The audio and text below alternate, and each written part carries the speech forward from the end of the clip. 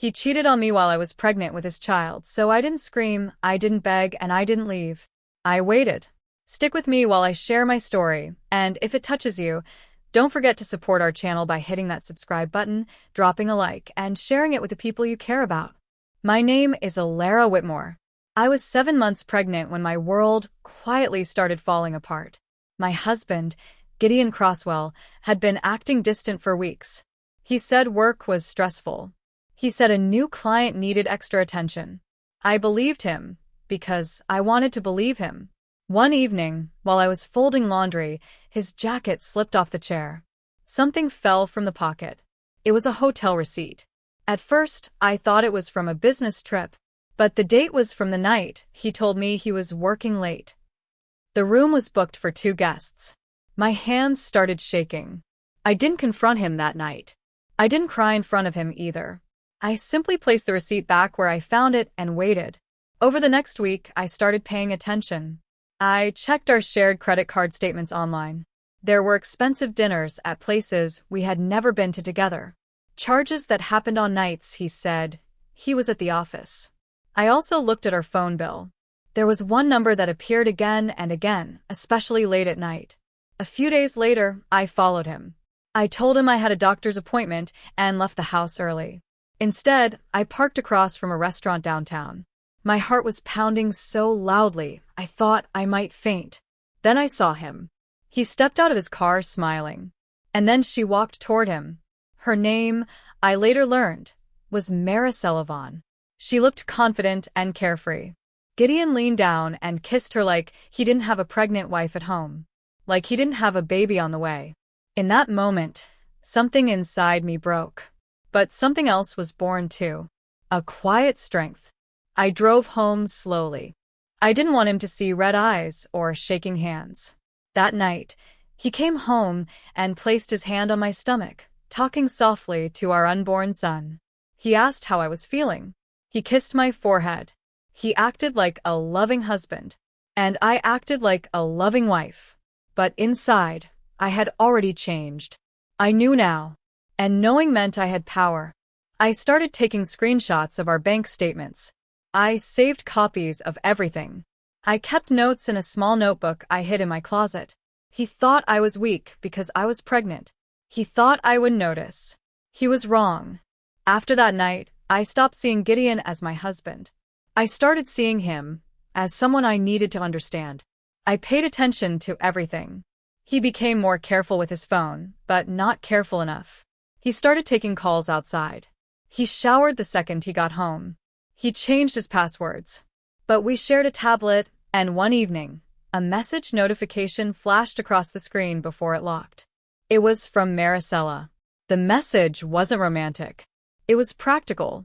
She asked if the transfer was done and if he was still planning to sort everything out before the baby comes. My stomach tightened. Transfer? Sort what out? That night, after he fell asleep, I used his thumb to unlock his phone. My hands were shaking, but I stayed calm. I searched his banking app. That's when I saw it. He had opened a separate account months ago. Every week, small amounts of money were moved into it.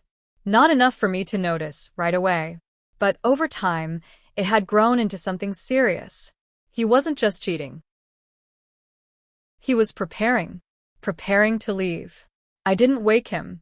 I didn't cry. I quietly memorized the account number and took photos with my own phone. Then I locked everything and placed his hand back by his side like nothing happened. The next morning, he kissed me goodbye and told me he loved me. I smiled back. Over the next few weeks, I collected everything. Bank statements, dates, screenshots of messages. I even installed a small security camera in our living room, telling him it was for when the baby arrived. It recorded every time he left late at night and what time he returned. He kept pretending. He painted the nursery light blue. He assembled the crib.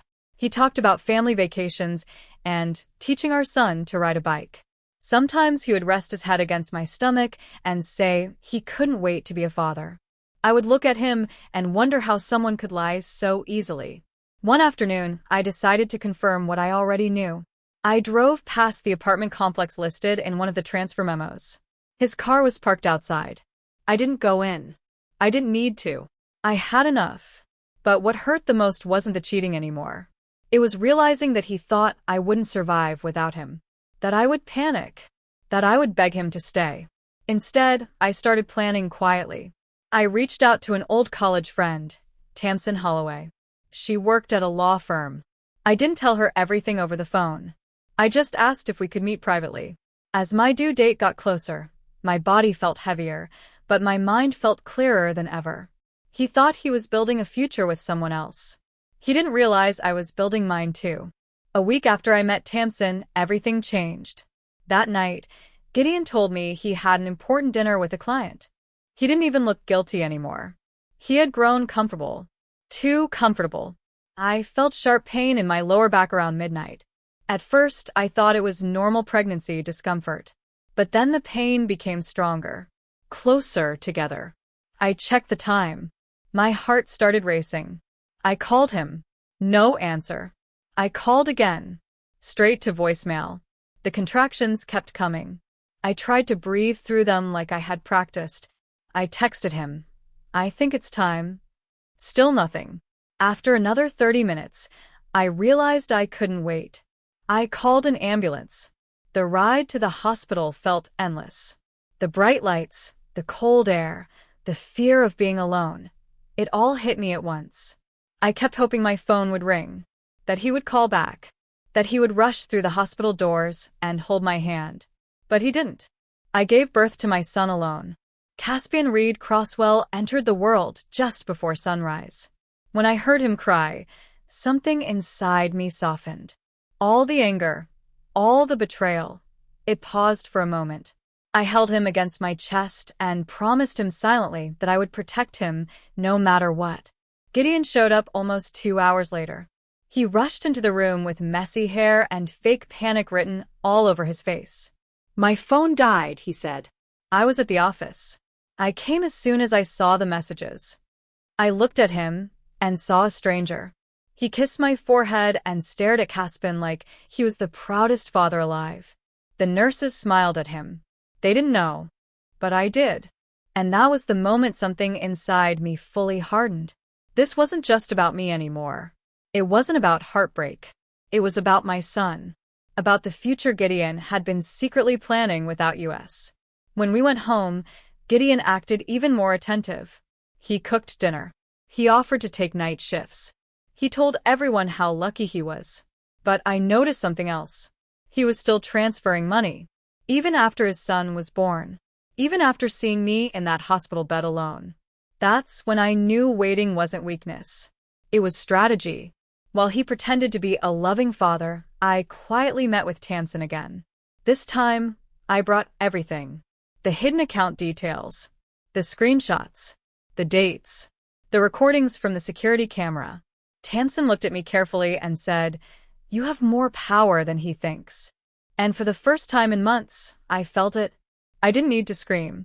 I didn't need to expose him immediately. I just needed the right moment. And I was willing to wait for it. The weeks after Caspian was born were quiet on the outside. Inside, I was preparing. Gideon believed everything was normal again. He thought the baby had made us stronger. He posted photos for family, bragged about being a father, and told people how hard the delivery had been for him. Every time he said that, I felt something cold settle deeper in my chest. He still disappeared some evenings. Not as often, but enough. He said he needed space because being a new dad was stressful. I nodded and told him I understood. But I was watching. One afternoon, while he was showering, his phone rang on the kitchen counter. Maricella's name lit up the screen. I didn't answer. I simply memorized the time and later checked the call log. That evening, after he left again, I called the number from a blocked phone. She answered. Her voice was confident at first. I didn't introduce myself. I simply listened. In the background, I heard music and laughter. She wasn't worried. She wasn't waiting. She believed she was the future. That told me everything. I didn't confront her. I didn't say a word. I hung up and sat in silence, holding Caspian in my arms. Then I made my move.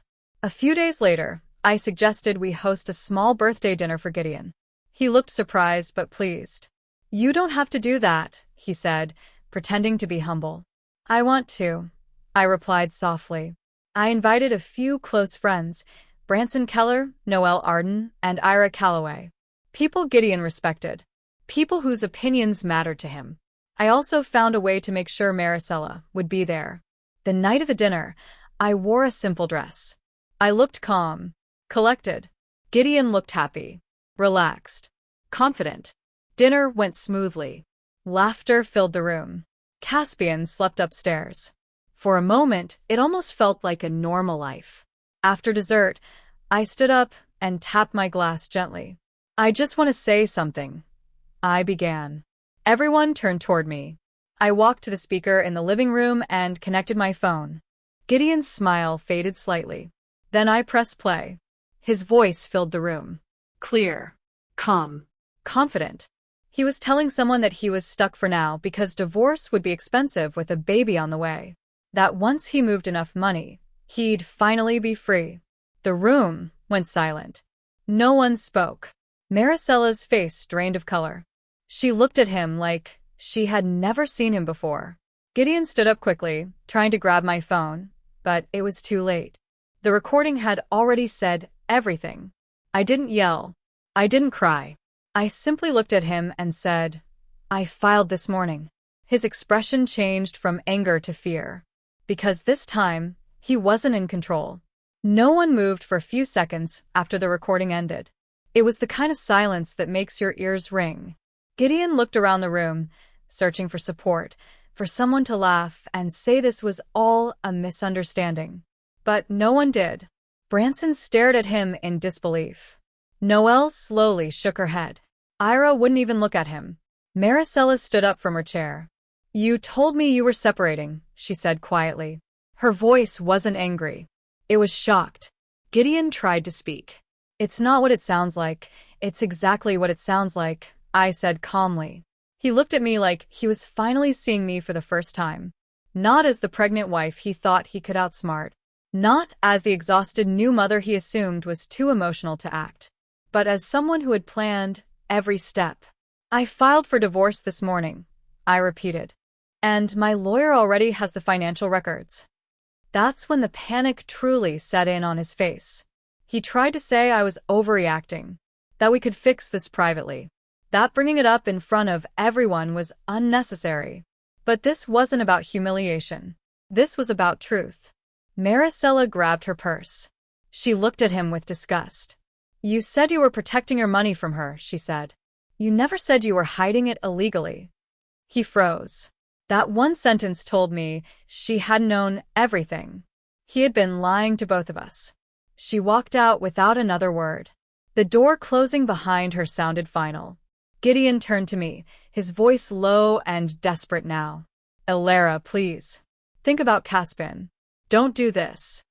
I felt something strange then. Not anger. Not sadness. Clarity. "I am thinking about Caspian," I said. The guests quietly gathered their things and left, one by one.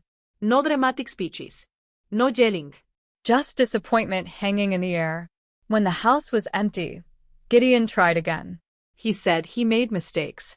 That he was scared about becoming a father. That the money transfers were temporary. I listened without interrupting. Then I handed him an envelope. Inside were copies of the bank records, the recording transcript, and the official court notice. "I didn't rush this," I said softly. "You had months to tell the truth." For the first time since I found that hotel receipt, I saw him truly afraid. Not of losing me, but of losing everything else. Upstairs, Caspian began to cry.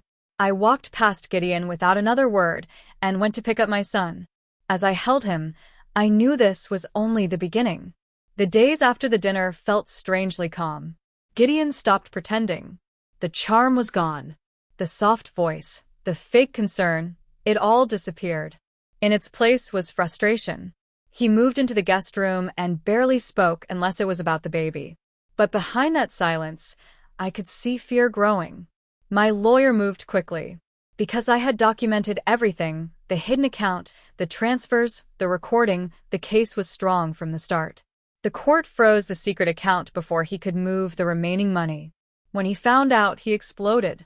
"You had no right," he shouted. "I had every right," I replied. For the first time, he realized I had been steps ahead of him for months. The legal process wasn't dramatic. It was precise. Clean. Controlled. Gideon tried to argue that the money was his personal savings, but the record showed it came from joint income. He tried to say the recording was taken out of context, but the full audio told the complete story. His confidence slowly disappeared during each meeting. Maricela never came back. I heard through a mutual acquaintance that she ended things immediately. Once she realized there was no secret fortune waiting for her, she walked away. Gideon lost both the fantasy and the reality at the same time. In court, the judge focused on stability for the child. I had stayed in the house. I had been the primary caregiver from the beginning. I had proof of financial dishonesty during my pregnancy.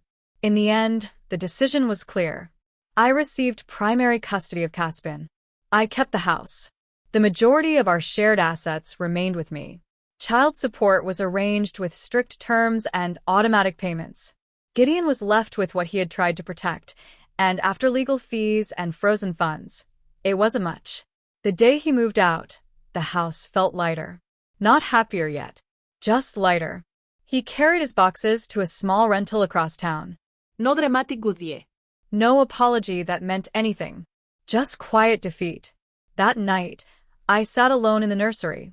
Caspian slept peacefully in his crib. I watched his tiny chest rise and fall and thought about the woman I had been months earlier, pregnant, scared, unsure. She would have cried and begged for answers. But I didn't. I waited. I gathered facts instead of shouting accusations. I built a case instead of breaking down. I protected my son instead of protecting his lies. A year later, my life looks different. Quieter. Stronger. Gideon sees Caspian on scheduled weekends.